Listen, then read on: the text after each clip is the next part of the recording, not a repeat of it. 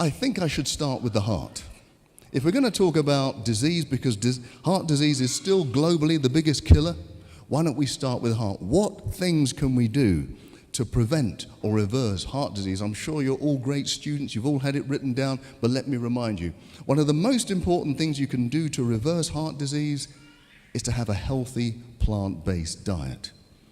I mentioned earlier that when I was doing cardiothoracic surgery up in Cambridge, heavy work, really heavy work. We had to do 3 of these bypasses every single day. Enormously tiring. But what we had to do is open up somebody's chest, stop their heart, link it up to a big contraption, and then try and close them all up again. It was a big, big deal.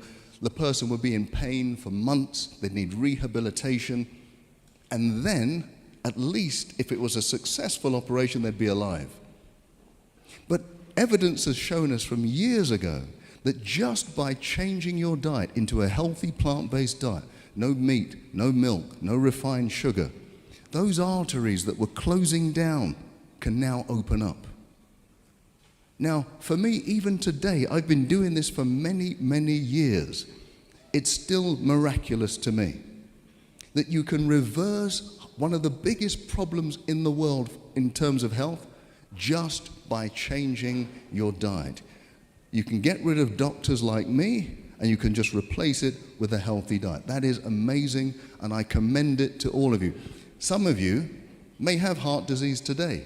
You may have an appointment to see a doctor in a few weeks or months. I can guarantee you, if you go onto a healthy plant-based diet today, by the time you see the doctor, you may not even need an operation. I guarantee that's true. I've seen it with my own eyes.